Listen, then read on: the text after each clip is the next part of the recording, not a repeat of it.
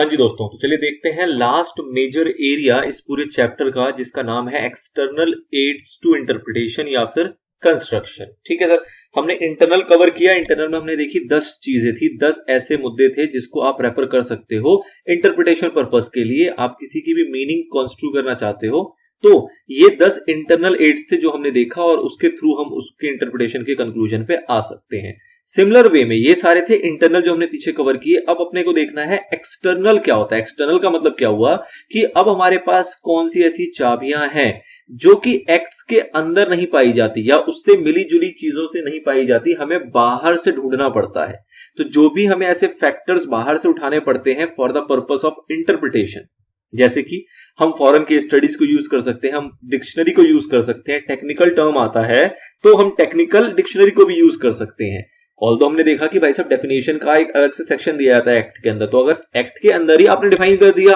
आप बहुत अच्छे हो, उस केस में तो उसको हम कहेंगे इंटरनल एड्स टू इंटरप्रिटेशन। लेकिन अगर आपने डिफाइन नहीं किया तो एक आदमी क्या करेगा बेचारा, वो तो जाके डिक्शनरी उठाएगा ना, और जब वो डिक्शनरी उठाएगा तो वो क्या कहा जाएगा कि वो इंटरप्रिटेशन करने की कोशिश कर रहा है थ्रू एक्सटर्नल एड्स। तो इस तरीके से हमारे पास कुल 6 ऐसे तरीके हैं, 6 ऐसे तौर तरीके हैं, 6 ऐसी विधि दे रखी है जिसको हम कहते हैं कि ये सारे हमारे एक्सटर्नल एड्स टू इंटरप्रिटेशन के अंदर कवर किए जाते हैं। क्या सर सिर्फ 6 ही होते हैं? बिल्कुल भी नहीं, ऐसा नहीं है। 6 आपके मॉड्यूल में कवर कराया गया है और आपको कहा गया है कि इन 6 फैक्टर्स के थ्रू आप समझ सकते हो कि इन एक्सटर्नल कौन कौन से चीजें हैं, एक्सटर्नल कौन कौन से मेथड्स हैं जो कि इंटरप्रिटेशन में काम में आते हैं। तो 6 आपको विशेष वाले बताए गए हैं, बट इसका मतलब ये नहीं है कि सिर्फ 6 ही हैं, ये 6 से ज्यादा है एक्चुअली में, लेकिन आपको इसके अंदर से 6 चीजें हैं जो कि यहां पे कवर कराई गई है। ठीक है सर, देखते हैं। Society does not function in a void. Obvious बात है कि सोसाइटी जो फंक्शन करती है वो ऐसे ही हवा में काम नहीं कर रही होती, कोई ना कोई रीजन होता है हर एक एक्टिविटी के पीछे, हर सर्कमस्टेंसेस के वजह से कोई ना कोई परिणाम निकल के आता है। कहने का मतलब क्या हुआ कि कोई भी चीज जो दुनिया में होती है, कोई भी घटना जो दुनिया में घटती है उसके पीछे कोई ना कोई कारण होता है। तो सेम कहा गया इसी तरीके से कि अगर कोई इनेक्टमेंट लाया जाता है, कोई एक्ट इंट्रोड्यूस किया जाता है, तो उसके पीछे भी कोई ना कोई रीजन होता है, और उस रीजन को अगर आप जान लोगे तो वो आपको बहुत बड़ी मदद पहुंचाएगा उसकी एक्चुअल इंटेंशन को समझने में, उसके ऑब्जेक्टिव को समझने में, और उसके थ्रू आप इजिली हर एक चीजों को आसानी से कंस्ट्रू कर पाओगे, फ्रेज, सेंटेंसेस, सेक्शंस वगैरह आप आसानी से इंटरप्रेट कर पाओगे। सो उसी चीज को कह रहा है, everything done has its reason and its background, the particular circumstances prevailing at the time and so on. These factors apply to any enactment as well. ये जो factors हैं ये किसी enactment में भी इसी तरीके से अप्लाई करते हैं कि कोई enactment आया तो उसका क्या रीजन था, क्या उसके पीछे बैकग्राउंड था, क्या सर्कमस्टेंसेस थे जब वो लाया गया, किस टाइम में लाया गया, वो क्या दौर था, क्या दौर का जमाना था जिस जमाने में उसको लाया गया, क्या परिस्थितियां वगैरह थी। तो उन चीजों को भी समझना आपके लिए एक हेल्प पहुंचाएगा, आपको उसकी इंटरप्रिटेशन करना आसान कर देगा। तो these factors are of great help in interpreting, construing an act and have been given the convenient nomenclature to. अब ये हेल्प करता है और उसको क्या नाम प्रोवाइड किया गया, इसको नाम प्रोवाइड किया गया एक्सटर्नल एड्स टू इंटरप्रिटेशन। ये इसको एक नामकरण दे दिया गया है। Apart from the statute itself there are many matters which may be taken into account when the statute is ambiguous. अगर स्टैट्यूट एम्बिगियस है तो उस केस में भी आपको काफी सारे ऐसे मैटर्स से मुद्दे हैं जिसके थ्रू आपको उसका इंटरप्रिटेशन करना आसान हो जाता है। These matters are called external aids, और उनमें से कुछ, सारे नहीं है, कुछ, some of these factors are enumerated below. कुछ आपको उसके अंदर के 6 फैक्टर्स बता दिए गए हैं जो कि यहां पे पिक्चराइज किया गया। पहला है आपका हिस्टोरिकल सेटिंग, दूसरा है consolidating statutes and previous law. थोड़ा थोड़ा ओवरव्यू देख लेते हैं। हिस्टोरिकल सेटिंग का बेसिकली मतलब ये होगा कि जब वो एक्ट आया उससे पहले क्या हिस्ट्रीज वगैरह थी, क्या लॉ प्रिवेल करता था, उस टाइम की क्या हिस्ट्री थी,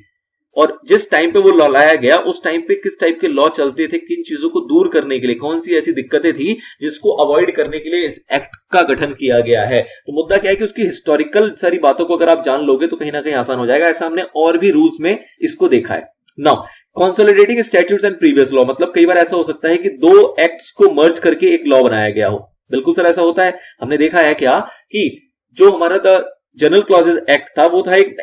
68 का और एक था आपका 87 का, इन दोनों को मर्ज करके आया गया 97 के अंदर। तो ऑब्वियसली बात है कंसोलिडेशन वगैरह किया गया था, पुराने लॉ को खत्म करते हुए नया लॉ इनकॉर्पोरेट किया गया था। तो अगर इसमें हम इसकी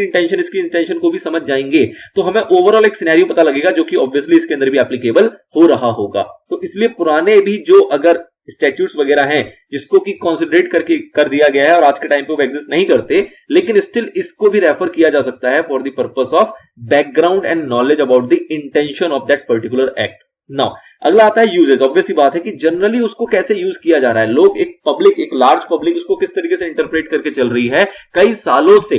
क्या उसकी प्रथाएं चलती हुई आ रही है। कोई एक्ट है सपोज करो 200 साल पुराना, तो ऑब्वियस ही बात है अगर हम 200 साल के बाद आज हमें उससे कोई परेशानी हो रही है तो हमें जाके ये देखना पड़ेगा कि ये देखो ना 200 साल से कैसे चलता हुआ आ रहा है, लोगों ने इसकी क्या इंटरप्रिटेशन बना रखी है, क्या इसके बेस पे केस स्टडीज वगैरह आ रखी है, मतलब किस तरीके से इस पर्टिकुलर स्टैट्यूट को यूज किया जा रहा है दुनिया के अंदर, और जिस तरीके से यूज किया जा रहा है उसी तरीके से आप भी उसको यूज करके चलो, अनलेस अदरवाइज कि आपको लगता है कि नहीं जो यूज किया जा रहा है उसमें कोई ना कोई दिक्कत परेशानी है, कोई गलती वगैरह है, तो आप अलग वहां पे इंटरप्रिटेशन भी निकाल सकते हो। बट इन जनरल अगर आप यूसेज को देख लेते हो तो आपको समझ में आ जाता है कि इसका मोटा मोटा मतलब क्या चल रहा है और क्या इसको लोग एज्यूम करके काम कर रहे होते हैं।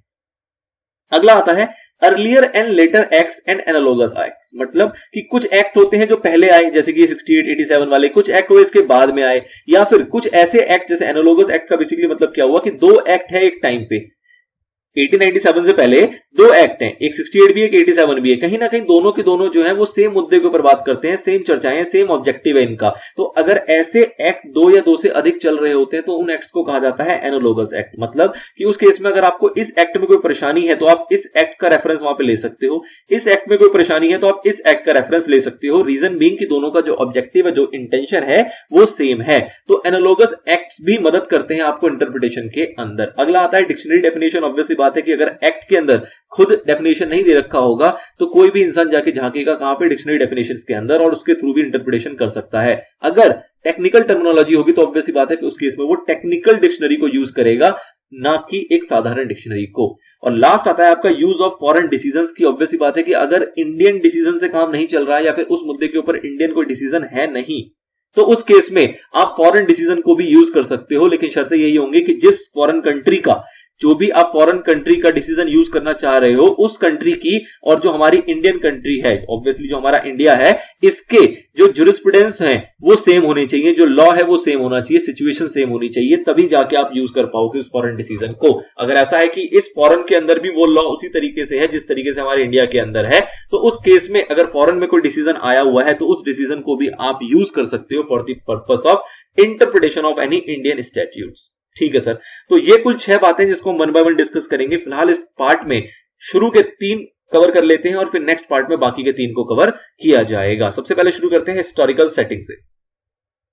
ओवरव्यू मैंने आपको दे दिया तो फटाफट से पढ़ेंगे और फिर उसकी इंटरप्रिटेशन करते हुए चलते हैं। कह रहा है क्या, the history of the external circumstances are led to the enactment इन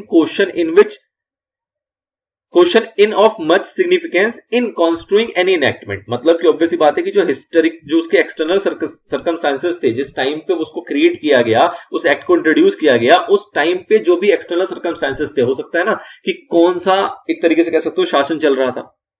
क्या किसी स्टेट्स में कोई लड़ाइयां तो नहीं हो रही थी, क्या विश्व युद्ध तो नहीं हो रहा था, मतलब क्या आजादी का टाइम था, क्या सिचुएशन थी, जिस सिचुएशन में ऐसी कौन सी उस टाइम पे दुनिया में जो हमारा इंडिया है, उस इंडिया में किस टाइप की परिस्थितियां चल रही थी, और उसको ध्यान में रखते हुए उस एक्ट को इंट्रोड्यूस किया गया था। तो ऑब्वियसली बात है उन सर्कमस्टांसेस को जानना आपके लिए बहुत जरूरी हो जाता है, उससे आपकी इंटरप्रिटेशन काफी आसान हो जाती है। We have for this purpose to take help from all those external और हिस्टोरिकल फैक्ट्स, हमें सारे के सारे external as well as historical facts को यूज करना पड़ेगा, उससे मदद लेनी पड़ेगी, which are necessary in the understanding and the comprehension of the subject matter and the scope and object of the enactment, जिससे कि हम स्कोप और ऑब्जेक्ट को और अच्छे से कॉम्प्रिहेंसिव तरीके से समझ पाएंगे, अंडरस्टैंडिंग अपनी बना पाएंगे कि भाई साहब स्कोप लिखा तो ये है, लेकिन जो फैक्ट्स हैं, जो एक्सटर्नल हिस्ट्री है, उसके थ्रू में पता लग रहा है कि भाई साहब इस स्कोप में लिखी तो 4 बातें हैं, लेकिन ये कहीं ना कहीं इशारा कर रही है कुछ 16 बातों के ऊपर, जो कि उस टाइम की हिस्ट्री से इंटरप्रिटेशन में आ रहा है। तो इस तरीके से हम और कॉम्प्रिहेंसिव तरीके से स्कोप और ऑब्जेक्टिव को जान पाते हैं। History in general and parliamentary history in particular ancient statutes, contemporary and other authentic works and writings, all are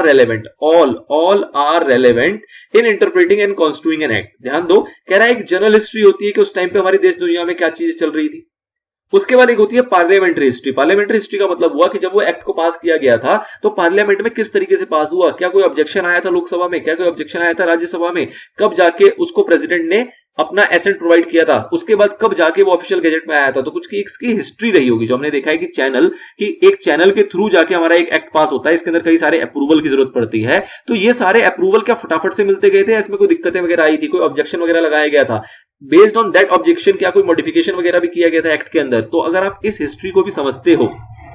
जैसे कि आपको पता है फॉर सेक ऑफ एग्जाम्पल, आपको पता है कि जीएसटी के अंदर काफी सारी चीजें आई, जीएसटी पहले बना, फिर कुछ कमिटीज वगैरह बनाई गई, फिर कमिटीज के थ्रू फिर कुछ और चेंजेस लाए गए, फिर लोकसभा ने कुछ ऑब्जेक्शन लगा दिया, फिर उसमें बदलाव किए गए। तो जब आप इस पूरा हिस्ट्री को जान लोगे तो ऑब्वियसली बात है कि जीएसटी समझना आपके लिए और ज्यादा आसान हो जाएगा कि अच्छा ये दिक्कतें थी, इसको तो पहले हटा दिया गया, इन ऑब्जेक्शन को बात की गई थी लेकिन उसको हटाया नहीं गया था, मतलब ये मुद्दा था जो उठाया गया, लेकिन ऑब्वियसली बात है मेजॉरिटी नहीं थी, इसलिए उसको कंसीडर नहीं किया गया, उसके ऊपर ज्यादा लाइटनिंग नहीं दी गई थी। तो कहने का मतलब है कि अगर आप पार्लियामेंट्री हिस्ट्री को भी देखते हो तो उससे भी आपको काफी सारी जानकारी मिलती है। एंशिएंट स्टैट्यूट्स, जो पुराने जमाने के जो कानून वगैरह है, जो एक्ट्स वगैरह है, उसको भी आप रेफर करोगे तो उससे आपको मदद मिलेगा। और अगर वो स्टैट्यूट्स की फॉर्म में नहीं है, अगर वो किसी भी वर्क्स या राइटिंग के फॉर्म में है, ऑब्वियसली वो ऑथेंटिक होना चाहिए। तो अगर कोई भी कंटेम्प्रेरी या अदर ऑथेंटिक मतलब भरोसेमंद कोई भी वर्क्स या राइटिंग्स वगैरह हैं अगर हमारे पास उस एक्ट से रिलेटेड, तो वो सारे के सारे आपके एक बहुत रेलेवेंट माने जाते हैं for the purpose of interpreting and construing an act. We have also to consider whether the statute in question was intended to alter the law or leave it where it stood before। मतलब क्या हुआ कि जो हमारा act लाया गया, तो suppose करो एक प्रीवियस एक्ट था, तो उस प्रीवियस एक्ट में अल्टरेशन करके एक नया एक्ट लाया गया है, मतलब उसके अंदर अल्टरेशन की गई है, या फिर उसको एज इट इज उठा के ले आया गया है, बस नाम चेंज कर दिया गया और कुछ एडिशन किया गया, अल्टरेशन नहीं किया गया। तो हमें इस चीज को भी समझना पड़ेगा, उससे भी क्लैरिटी आ जाएगी। लेट्स से अगर अल्टरेशन किया गया होगा तो पिछला वाला एक्ट उतना ज्यादा रेलेवेंट नहीं होगा इंटरप्रिटेशन के लिए, लेकिन अगर उसको हमने एज इट इज उठाया गया है, मतलब leave it where it stood before, जैसा था उसको वैसे के वैसे कंटिन्यू करके आगे ले आए और कुछ एडिशंस वगैरह किए, वो अलग चीजें हैं। तो उस केस में जो भी पुरानी चीजें आप एज इट इज उठा के लेके आ रहे हो, उसको आप पुराने वाले एक्ट में अगर रेफर करोगे और उसकी सिचुएशन के अकॉर्डिंग समझने की कोशिश करोगे तो आपको ज्यादा क्लैरिटी मिलेगी as compare to new act. ठीक है, तो इसलिए हमें ये जानना भी जरूरी है कि भाई साहब उसके अंदर अल्टरेशन की गई है या फिर उसको एज इट इज उठा के कंटिन्यू किया गया है। तो this is all covered under historical setting. आपको कुल मिला के यहां से 4 से 5 पॉइंट उठा लेने हैं और उसको एग्जाम में आपको चिपका के आ जाना है। That's enough for your exam purpose. Now अगली बात करते हैं consolidating statutes and previous law. तो मैंने आपको एग्जांपल दिया है टीजीसीए का, इसके अंदर आपने देखा है कि कॉन्सोलिडेशन किस तरीके से हुआ था, प्रीवियस लॉ को कंसीडर करते हुए नए लॉ बनाए गए, तो उसका किस तरीके से यहां पे रोल होता है उसको समझेंगे हम। यहां पे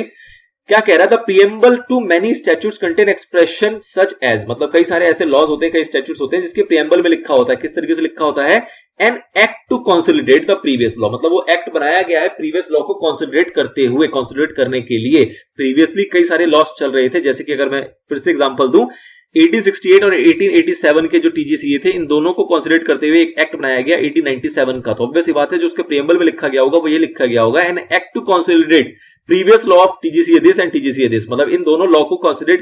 करने का पर्पस है मेनली हमारा, और भी कुछ पर्पस हो सकता है, लेकिन one of the purpose is this कि हम इन दोनों एक्ट को कंसीडर करना चाहते हैं ताकि दो एक्ट ना रहे, आपस में इन दोनों को रेफर करते हुए ना पढ़ना पड़े, हम सिर्फ एक से काम चला सके। ठीक, तो उस केस में in such a case the court में स्टिक टू अ प्रिजम्पशन, इस सिचुएशन में कोर्ट एक प्रिजम्पशन अपने माइंड में सेट कर लेती है, क्या,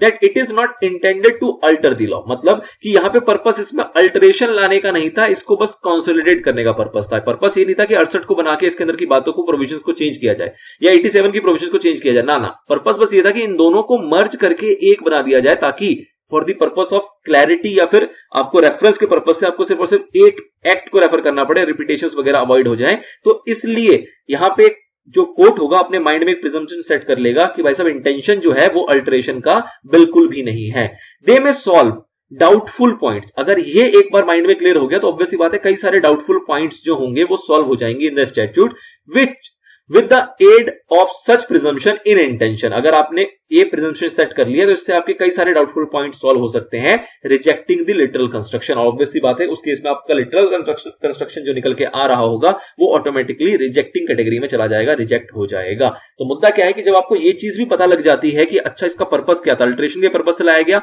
ओके जी, अल्टरेशन पर्पस लाया गया, इसका मतलब क्या है कि इसके अंदर कोई भी चेंजेस वगैरह नहीं किए गए, तो मोटा मोटा आपको इंटेंशन पता लग गया, आपको इंटेंशन पता लग गया कि उसको कंटिन्यूएशन करना गया। Consolidation is the main purpose as compare to alteration. यहां पे अल्टरेशन की कोई इनकी मंशा नहीं थी, इनकी मंशा थी सिर्फ और सिर्फ कंसोलिडेट करने की। तो अगर आपको ये इंटेंशन क्लियर हो जाएगी पुरानी चीजों को जानते हुए, प्रीवियस लॉ को देखते हुए, तो उससे आपको कहीं ना कहीं एक इंटेंशन सेट होता है, आपको एक क्लैरिटी मिलती है, आपके कई सारे डाउटफुल पॉइंट्स होते हैं वो दूर हो जाते हैं और इंटरप्रिटेशन आपकी कंपैरेटिवली काफी आसान हो जाती है। नेक्स्ट एंड लास्ट आता है इस वीडियो का पॉइंट जिसमें हम बात करेंगे यूजेज के ऊपर। यूजेज मैंने आपको बताया, यूजेज का मतलब क्या होता है कि कई सालों से क्या परंपराएं चलती आ रही है, किस तरीके से उस लॉ को लोग यूज करते हुए आ रहे हैं। कोई भी हमारा लॉ है, कोई भी हमारा एक्ट है, उसको लोग किस तरीके से यूज करते आ रहे हैं, क्या एक नॉमेनक्लेचर सेट हो रखा है कि हाँ भैया ये लॉ का मतलब ये होता है, लोगों ने इंटरप्रेट कर लिया और उस एजम्पशन से या जो भी उन्होंने माना है, जिस तरीके से उसको इंटरप्रेट किया है, उससे किसी को कोई प्रॉब्लम नहीं हो रही, कई सालों से चलता आ रहा है और स्मूथली चलता आ रहा है। तो उस केस में कहा जाता है कि कोर्ट की भी ये ड्यूटी है कि उसके अंदर वो चेंज ना करे, बेकार में उंगली ना करे। अगर लोगों ने इसको एक तरीके से सेट कर लिया अपने माइंड में और पूरे कंट्री के अंदर अगर ये इस तरीके से फॉलो अप किया जा रहा है और उससे कोई परेशानी भी नहीं है, तो कोर्ट को इसके अंदर छेड़खानी नहीं करनी चाहिए, अनलेस अदरवाइज की कोर्ट के पास कोई सॉलिड रीजन है कि नहीं नहीं नहीं नहीं नहीं लोग गलत एज्यूम करके बैठे हैं, इसको चेंज करना बहुत जरूरी है, तो उस केस में कोर्ट वहां पे इंटरफेयर कर सकता है। Uses is also sometimes taken into consideration in constituting an act. सही है भाई, कई बार कभी कभी हम इसको भी यूज करते हैं। The act done under a statute provide quite often the key to the statute itself. जो भी एक्ट किया जा रहा है, कोई भी काम, ये एक्ट का मतलब क्या है, एक्टिविटी की बात की जा रही है, जो भी काम किए जा रहे हैं किसी स्टैट्यूट के तहत, वो भी एक प्रकार का की होता है, एक प्रकार का साधन है जिससे कि हम उसको इंटरप्रेट कर सकते हैं। It is well known that where the meaning of the language in a statute is doubtful. अगर मीनिंग जो है वो डाउटफुल है, यूजेज वहां पे देखा जाएगा how that language has been interpreted and acted upon over a long period. मतलब कि भाई सब डाउटफुल है लेकिन तब भी पता करो इतने सालों से लोग कैसे इसको इंटरप्रेट करके चल रहे हैं, कई सालों से इसको लोग किस तरीके से यूज करते हुए चल रहे हैं, क्या इसकी यूजेस की एप्लीकेबिलिटी आ रही है लोगों की नजर में, मे डिटरमाइन इट्स ट्रू मीनिंग। और अगर आप उस यूजेस को समझोगे तो हो सकता है कि उस हिंट से आपको उसकी ट्रू मीनिंग पता लग सके। It has been emphasised that when a legislative measure of a doubtful meaning has for several years received an interpretation which has generally been acted upon by the public। ठीक है, अगर आपको पता लगता है कि कोई डाउटफुल मीनिंग है, किसी एक पॉइंट का, किसी एक फ्रेज का एक डाउटफुल मीनिंग निकल के आ रहा है, लेकिन उसको लोग सालों से यूज करते हुए आ रहे हैं, जनरल पब्लिक उसको सालों से यूज करते हुए आ रही है, अपनी एक्टिविटी के अंदर उसको सालों से एप्लीकेबल करते हुए आ रही है, तो उस केस में कहा जाता है कि the court should be very unwilling to change. मतलब उनको एक तरीके से अपनी इच्छा नहीं दिखानी है इस प्रिजम्पशन को, इस डाउटफुल मीनिंग को चेंज करने की, unless they see cogent reason for doing so. मतलब कि उनके पास कोई सॉलिड रीजन है कि नहीं नहीं नहीं नहीं नहीं जो लोग प्रिज्यूम करते हुए चल रहे हैं और जिस तरीके से लोग एक्ट कर रहे हैं वो बिल्कुल नेगेटिव सेंस में जा रहा है और उससे कोई ना कोई परेशानी हो रही है, कोई ना कोई हानि हो रही है हमारे देश को या देश के नागरिक को, तो उस केस में वो उसकी एक इंटरप्रिटेशन डिफरेंट दे सकता है। अदरवाइज कोर्ट को भी फॉलो करना है जो भी ट्रेंड चलता आ रहा है, जो भी यूजेस का एक कह सकते हो आप प्रोटोकॉल एक प्रकार से जो फॉलो करता हुआ आ रहा है कई सालों से, तो कोर्ट को भी एक बेसिकली एक इंटेंशन वहां पे क्रिएट होती है कोर्ट के माइंड में कि इसको इसी वे में एक बार यूज करके देखते हैं कि क्या इससे कोई दिक्कत, कोई परेशानी है कि नहीं। ऑल्दो वहां से डाउटफुल मीनिंग निकल रही हो, बट स्टिल कोर्ट की प्राइमरी रिस्पॉन्सिबिलिटी होती है कि उसको एज इट इज कंटिन्यू करे, उसके अंदर उंगली करने की कोशिश ना करे, अनलेस अदरवाइज कि उसके पास कोई सॉलिड रीजन है वो उंगली करने का। ठीक है, तो this is all about uses. बाकी के 3 पॉइंट है उसको और कवर करेंगे नेक्स्ट पार्ट के अंदर। इस पार्ट में इतना ही, मिलते हैं नेक्स्ट में, जब तक के लिए goodbye and good luck, all the very best.